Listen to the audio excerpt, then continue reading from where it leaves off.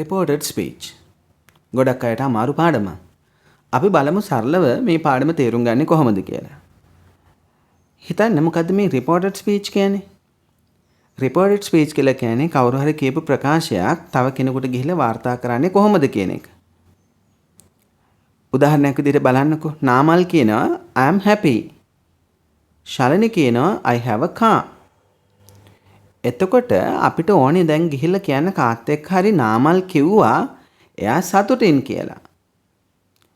ඊගාට තව විදිහකට කියන්න පුළුවන් ශාලිනී කිව්වා එයාට කාර් එකක් තියෙනවා කියලා. එතකොට පුතේ මේක කියන්න ආකාර දෙකක් ඉංග්‍රීසි භාෂාවේ තියෙනවා. එකකට අපි කියනවා direct speech කියලා, අනිත් එකට අපි කියන්නේ indirect speech කියලා. direct speech එකේදී වෙන්නේ අදාළ පුද්ගලයා කියපු කාරණේ එයාගේ වචනයෙන්ම ගිහිල්ලා තව කෙනෙකුට වාර්තා කරන එක. උදාහරණයක් විදිහට බලන්න මේකේ නාමල් කියපු කාරණේ I am happy කියන එක අපි direct speech එකෙන් වාර්තා කරන්න පුළුවන් නාමල් said අපි කමාවක් පාවිච්චි කරනවා ඊකට inverted commas ඇතුලේ අදාළ කරන ප්‍රකාශය quotation එකක් විදිහට ලියනවා. බලන්න Namal said I am happy. Namal said I am happy. ව්‍යාකරණ වෙනසක් වෙන්නේ නැහැ. එයාගේ වචන ටික එහෙමම ලියනවා. ඊගාට බලන්න පුතේ ශාලිනී said I have a car. ශාලිනී said I have a car. හරි. එතකොට එයාගේ වචන ටික ඒ විදිහටමයි අපි පාවිච්චි කරලා තියෙන්නේ. හැබැයි indirect speech එකේදී ඔයට වඩා වෙනස් වෙනවා. බලන්න නාමල් said අලුතෙන් වචනයක් එනවා that කියලා. ඒ කියන්නේ කියලා කියන අදහස. Namal said that. නාමල් කිව්වා he was happy. එයා සතුටින් කියලා. Namal said that he was happy. Namal කිව්වා එයා සතුටින් කියලා. ඔකම ශාලිනීගේ වාක්‍යයත් අපිට ලියන්න පුළුවන්. ශාලිනී said that she had a car. ශාලිනී කිව්වා එයාට කාර් එකක් තියෙනවා කියලා. that කියන්නේ කියලා. ඒතර පුතේ බලන්න වාක්‍ය දෙක අතර වෙනස I am happy කියන එක he was happy වෙලා තියෙනවා. I have a car කියන එක she had a car වෙලා තියෙනවා. එතකොට ඔන්න ඔය කියන ග්‍රැමර් වෙනස් වීම ව්‍යාකරණ වෙනස් වීම තමයි පුතේ ඔයාගෙන් විභාගෙදී දන්නවද කියලා පරීක්ෂා කරලා බලන්න. බලමු අපි මේක මුලින් ඉඳලා කොහොමද ඉගෙන ගන්න ඕනේ කියලා මොනවාද මේකේ කරුණු කාරණා ටික මොනවාද මේ ව්‍යාකරණ වෙනස් වීම කියලා. පුතේ පළවෙනියටම දැනගන්න ඕන කාරණයක් තමයි direct indirect ගත්තාම reported speech ගත්තාම විභාගයේදී නැත්තම් ඕනම විභාගයකදී අපිට අපෙන් බලාපොරොත්තු වෙන ආකාර 4ක වාක්‍ය පරිවර්තනය කරන්න direct ඉඳලා indirect වලට පරිවර්තනය කරන්න පුළුවන්ද කියලා. ඒකේ පළවෙනි ආකාරයට අපි කියන්නේ පුතේ statements. දෙවෙනි එකට කියනවා questions. ඒ question ආකාර දෙකයි පුතේ. කියන්නේ දෙවෙනි එක අපි එහෙනම් ගන්නවා yes no questions කියලා. තුන්වෙනි එක ගන්නවා WH questions කියලා. මේ දෙකේ වෙනසක් තියෙනවා. අන්තිමම තියෙනවා පුතේ imperatives. මොකද්ද මේ statements yes no questions WH questions imperatives කියලා කියන්නේ? statements කියන්නේ පුතේ ප්‍රකාශය. දැන් ඉස්සෙල්ලා අපි කතා කරපු වාක්‍ය දෙකම මොකද්ද? ශාලිනී said I have a car කියලා කිව්වේ. I have a car. එතකොට ඒක ප්‍රකාශයක් පුතේ. අපෙන් කවුරු හරි ඇහුවොත් එහෙම he asked do you like ice cream? Do you like ice cream? එතකොට මගේ උත්තරේ yes no කියලා ආන්සර් එකක් වෙනවා. එතකොට අන්න ඒ වගේ එකක් අපි කියන්නේ yes no questions කියලා. එතකොට තව කවුරු හරි ඇහුවොත් එහෙම he asked me what's your name? එහෙම කියලා ඇහුවොත් ඒක එතකොට WH question එකක් what වගේ එකක් ආපු නිසා. ඊගාවට imperative එකක් කියන්නේ අපිට විධානයක් දෙනවා. නැත්නම් ඉල්ලා සිටීමක් වෙන්න පුළුවන්. උදාහරණයක් විදිහට mother asked me, mother told me. අම්මා මට කිව්වා go and sleep. ගිහලා නිදා ගන්න. ඒක පුතේ පළවෙනි එතකොට ආකාර තුනටම අයිති වෙන්නේ නැහැ. ඒක අයිති වෙන්නේ ප්‍රකාශයක් විදිහට. එතකොට අපි දැන් අද පාඩමේ උත්සාහ කරන්න පුතේ statements ගැන කතා කරන්න. ප්‍රකාශ ගැන කතා කරන්න. statement එකක් අපි direct ඉඳලා indirect වලට හරවනකොට අනිවාර්යයෙන් මේක වෙනස් වෙන ව්‍යාකරණ points තියෙනවා. පළවෙනියටම ඔයා දැනගන්න ඕනේ පුතේ ඒවැය තියෙන pronouns වෙනස් වෙනවා. direct speech එකේ තියෙන pronouns indirect speech එකට යනකොට වෙනස් වෙනවා. මොකද්ද මේ වෙනස් වීම? පුතේ කතෘ පදයක් විදිහට යෙදෙන සර්වනාම වෙනස් වෙන ආකාරය බලන්න. I කියලා આવොත් ඒක he she වෙන්න පුළුවන්. මාත් එක්ක කියනකොට තමයි මම මේ ග්‍රෑම් පොයින්ට් එක ගත්තේ. වෙන කෙනෙක් එක්ක කියනකොට ඒතර ටිකක් වෙනස් වෙන්න පුළුවන්. වැඩිපුර එන්නේ මාත් එක්ක කියනේම මං කාත් එක්ක හරි කියනේවනේ පුතේ. එහෙනම් මේකෙදී වගේ එකක් අපි පරිවර්තනය කරන්නේ I આવොත් he she වෙනවා.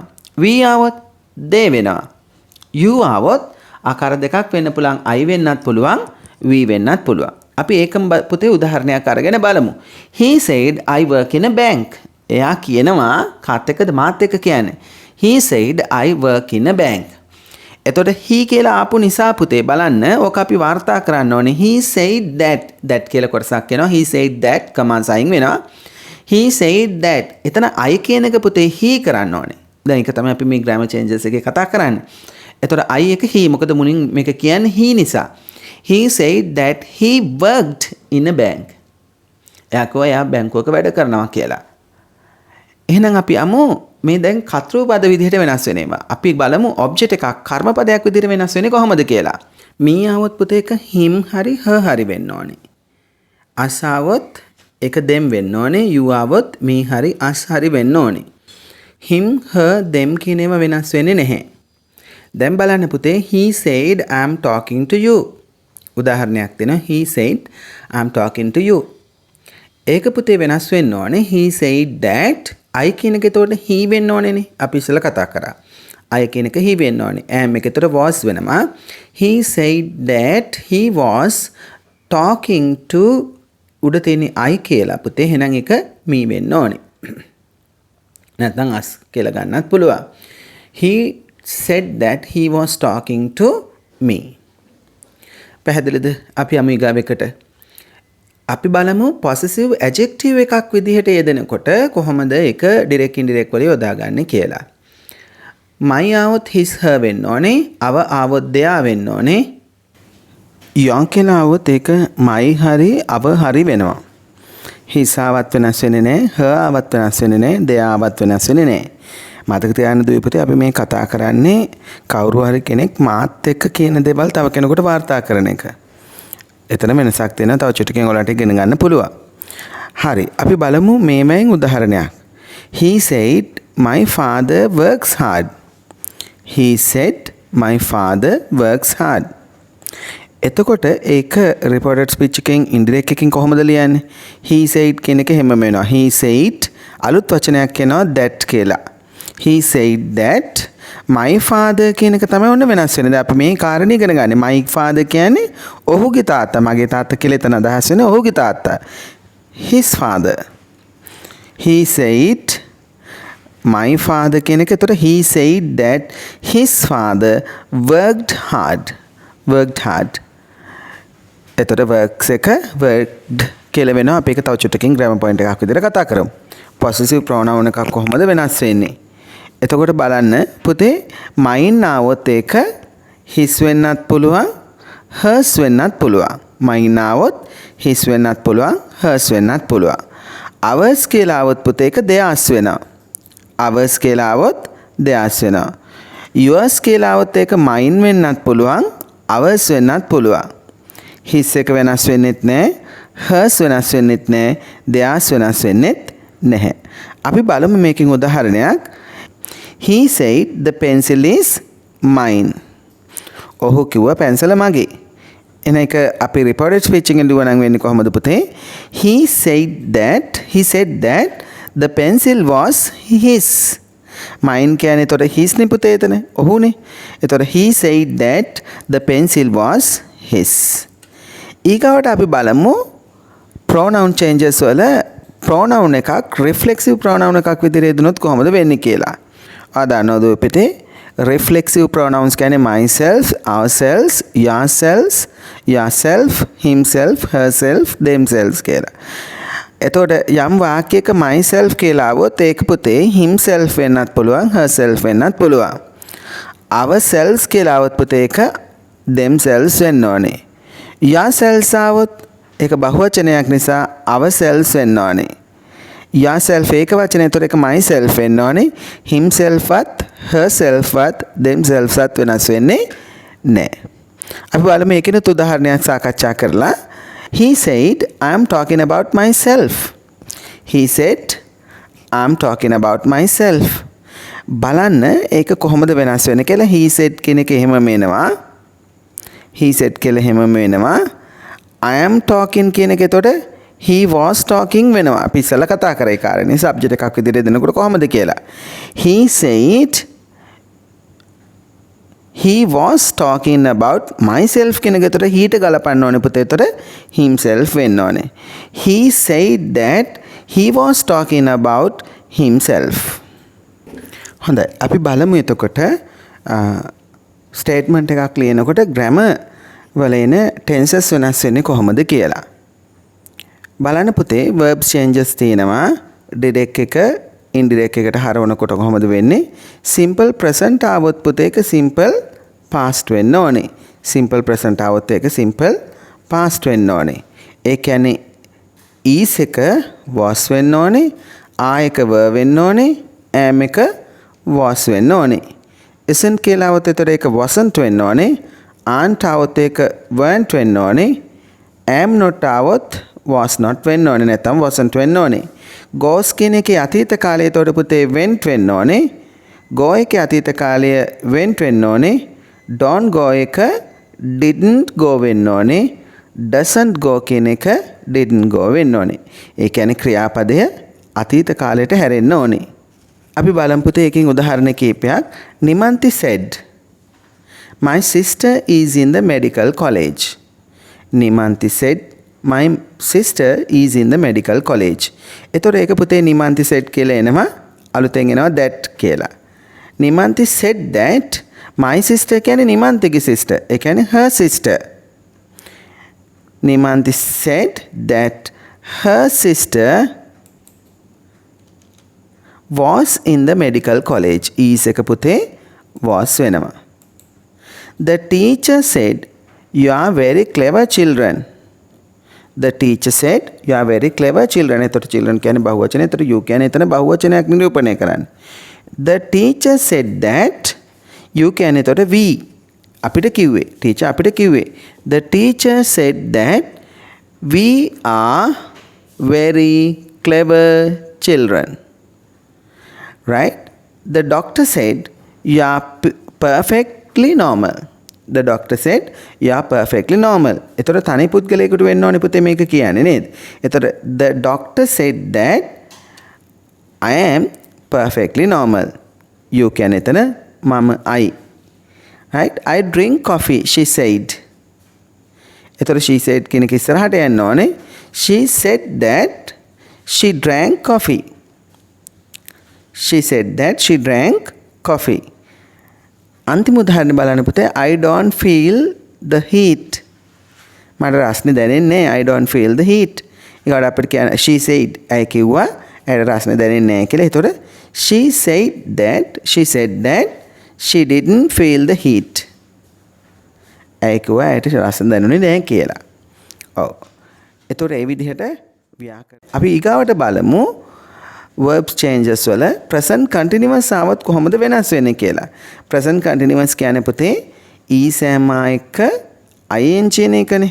එහෙනම් is going ආවොත් විශේෂයෙන්ම present continuous ආවොත් පුතේ ඒක past continuous වෙනවා. එතකොට is going ආවොත් ඒක was going වෙනවා. are going ආවොත් were going වෙනවා. am going කියන එක පුතේ was going වෙනවා. isn't going කියන එක wasn't going. aren't going කියන එක weren't going. am not going කියලා આવොත් wasn't going කියලා වෙනවා. ඒකම present perfect આવොත් ඒක past perfect වෙන්න ඕනේ. past perfect කියලා කියන්නේ had එකත් එක්ක past participle. present perfect කියලා කියන්නේ have has එකත් එක්ක past participle verb එක. ඒ කියන්නේ has gone આવොත් ඒක had gone වෙන්න ඕනේ. have gone આવොත් පුතේ ඒක had gone වෙන්න ඕනේ. hasn't gone આવොත් එතකොට hadn't gone වෙනවා. haven't gone આવොත් ඒකත් hadn't gone වෙනවා. ඒ විදිහට present tenses આવොත් present simple આવොත් past simple වෙනවා. present continuous આવොත් past continuous වෙනවා. present perfect આવොත් past perfect වෙනවා. ඊගාවට අපි බලමු පුතේ මේකෙන් උදාහරණ කීපයක් සාකච්ඡා කරලා. He said I am doing my homework. He said I am doing my homework. එතකොට ඒකේ reported speech එකේදී අපිට indirect වලට හරවන්න පුළුවන්. He said that he was doing his homework. He said that he was doing his homework. ඊකට he said I have done a computer course. එයා කිව්වා මම computer course එකක් කරලා තියෙනවා. ඒතර අපි වාර්තා කරන්න පුළුවන් පුතේ එයා කිව්වා එයා computer course එකක් කරලා තියෙනවා කියලා. ඒතර he said that he had done a computer course. එතකොට වාක්‍යයක දීලා තියෙන ක්‍රියාව present වුණොත් ඒක past එකට හැරෙන්න ඕනේ. present simple වුණොත් past simple වෙන්න ඕනේ. present continuous වුණොත් past continuous වෙන්න ඕනේ.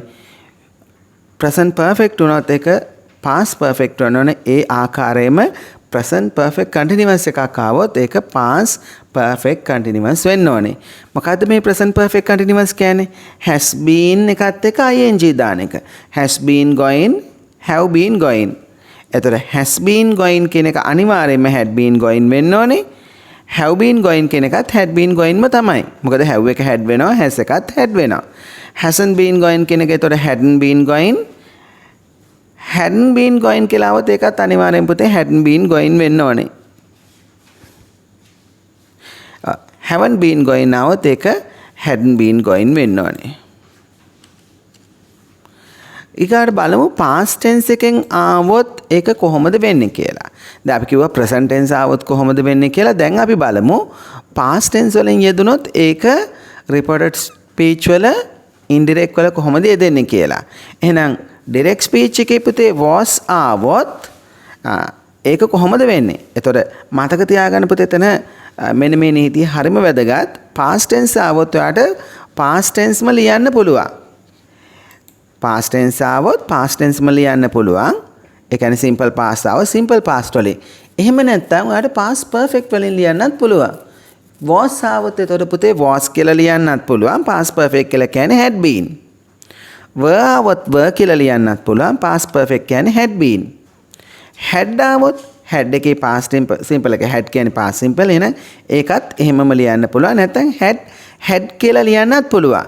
had ආවොත් ඒකේ past perfect එකේදී had කියන වචනය එනවා පුතේ උපක්‍රියාව විදිහට. had එකේ past participle එක had නිසා had එක දෙපාරක් එනවා past perfect tense වලදී.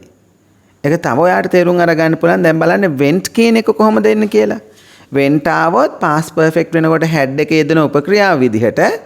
එතකොට went එකේ past participle ක්‍රියාව පුතේ gone නේ.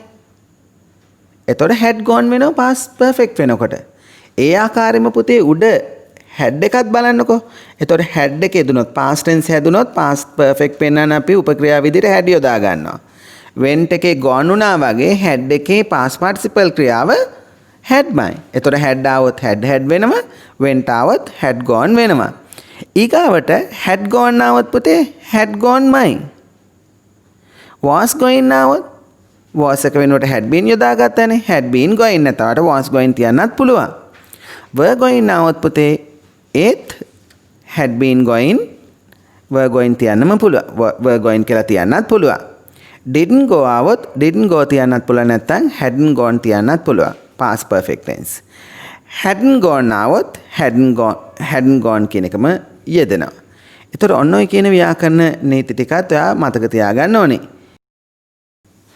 එහෙනම් දුවේ පුතේ අපි බලමු අනාගත කාලයක් යෙදුනොත් කොහොමද ඒක reported speech වල යොදාගන්නේ කියලා. පුතේ අනාගත කාල 4යිනේ. පළවෙනි එක future simple. future simple එකේදී වෙන්නේ will go කියන එක. ඒකේ negative form එක won't go කියන එක. will එක හැමතිස්සෙම reported speech එකේදී would වෙනවා. එතකොට will go එක would go වෙනවා. won't go එක wouldn't go වෙනවා.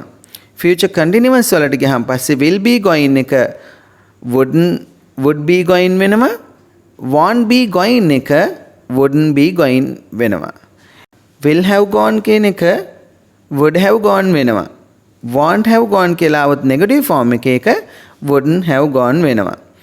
ඊට පස්සේ future perfect continuous වලට આવොත් will have been going කියලා යන්නේ. එතකොට will have been going එක would have been going වෙනවා. ඒකේ නෙගටිව් ෆෝම් එක આવොත් won't have been going આવොත් ඒක wouldn't have been going වෙනවා. ඊට පස්සේ බලන්න පුතේ තවත් ගන්නකොට අපිට පුළුවන් modal verbs කොහොමද එන්නේ කියලා බලන්න. will go එක පුතේ ඒක අනිවාර්යයෙන්ම දැන් අපි කතා කරා වගේ would go වෙනවා. can go එක could go වෙනවා. may go කියලා આવොත් පුතේ ඒක අපිට might go කියලා ගන්න පුළුවන්. shall go කියන එක આવොත් should go කියලා ගන්න පුළුවන් නැත්නම් would go කියලා ගන්න පුළුවන්. must go කියලා આવොත් එහෙම ඒක had to go වෙන්නත් පුළුවන්. නැත්නම් must go කියලා තියන්නත් පුළුවන්. පුතේ සමහර වචන තියෙනවා බලන්න පහතින් දීලා තියෙනවා direct speech එකේ යෙදෙනවා ඒක indirect වලට යනකොට වෙනස් වෙන්න ඕනේ. now කියලා આવොත් then වෙන්න ඕනේ. today කියලා આવොත් that day වෙන්න ඕනේ. yesterday කියන එක the previous day වෙන්න ඕනේ. tomorrow කියලා આવොත් ඒක the next day කියලා ලියන්නත් පුළුවන්.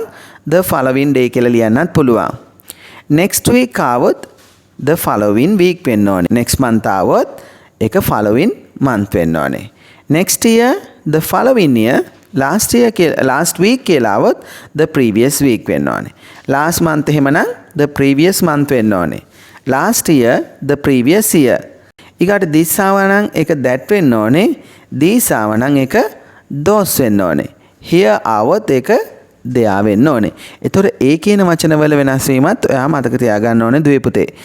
ඊගාවට අපි බලමු වාක්‍ය ටිකක් කොහොමද direct indirect වලට හරවන්නේ කියලා. direct speech එකෙන් දුන්නොත් ඒක indirect speech එකට හරවන්නේ කොහොමද කියලා බලමු.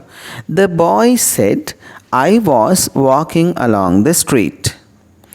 The boy said කියලා එහෙම මේනවා. The boy said that එතන boy කියන එකට තමයි පුතේ I ගලපන්න ඕනේ. එහෙනම් he the boy said that he was කියන එක was විදිහට තියන්නම පුළුවන්. නැත්නම් ඔයාලට had been දාන්න පුළුවන්. ඒතර the boy said that he had been walking along the street. Metuka said I haven't seen Januli. Metuka said that Metuka කියන්නේ පිරිමි ළමයෙක් නිසා he වෙන්න ඕනේ. එතකොට Metuka said that he hadn't seen Januli. He hadn't seen Januli. The man said, I shall come later. The man said that he should come later. නැත්නම් would come later කියලා යන්නත් පුළුවන්. shall or should වෙන්නත් පුළුවන්. would වෙන්නත් පුළුවන්. Senuri said, I must study at the weekend. Senuri said that she had to study at the weekend. Senuri said that she had to study at the weekend. Sarah complained, my head is aching. Sarah complained that her head was aching. Her head was aching. Mary works in a bank. Jane said that Mary worked in a bank. Worked. ED එනවා පුතේ. හරි past tense වලට හැරෙනවා. Situm said I am staying with some friends. Situm said that he was staying with some friends. Situm said that he was staying with some friends. Gayan said, I have never been to Russia. Gayan said, I have never been to Russia. එතකොට Gayan said that he had never been to Russia. Gayan said that have එක එතකොට had වෙන්න ඕනේ පුතේ. I එක he වෙන්න ඕනේ. He had never been to Russia. He said Tom can't use a computer. He said that Tom එහෙමම යෙදෙනවා පුතේ. He said that Tom can කියන එක එතකොට could වෙනවනේ පුතේ. එතකොට can't කියන එක couldn't වෙන්න ඕනේ. He said that Tom couldn't use a computer. The teacher said everybody must try to do their best. The teacher said that everybody had to try must කියන එක had to වෙනවා to do their best. ඊගාවට activity එකේ බලන්න 11 වෙනි එක. He said Jane may move to a new flat. He said that Jane might move to a new flat. She said I'll stay at home on Sunday. She said that she would stay at home on Sunday. Right? එතකොට ඒ විදිහට තමයි පුතේ අභ්‍යාස ටිකට උත්තර වෙන්නේ. මේකත් එක්කම උත්සාහ කරන්න 10 වසර 11 වසර පොත්වල අභ්‍යාස තියෙනවා ඩිරෙක්ට් ඉන්ඩිරෙක්ට් වලට අදාළව රිපෝටඩ් ස්පීච් එකට අදාළව. ඒකේ ස්ටේට්මන්ට්ස් ටික ලියන්න උත්සාහ කරන්න පුතේ. එහෙනම් දුවේ පුතේ අපි දැන් ස්ටේට්මන්ට් එකක් කොහොමද ලියන්නේ කියලා දන්නවා. එහෙනම් අපි තව ඉගෙන ගන්න තියෙනවා WH question එකක් කොහොමද ලියන්නේ, yes no question එකක් කොහොමද ලියන්නේ, imperative එකක් කොහොමද ලියන්නේ කියලා. ඉදිරි වීඩියෝස් වලින් අපි ඒව සාකච්ඡා කරන්න බලාපොරොත්තු වෙනවා බොහොම ඉක්මනට. එහෙනම් ඒ වීඩියෝ වලින් ඉක්මනින්ම හම්බෙමු පුතේ. ඔයගලන්ට සුබ අනාගතයක්.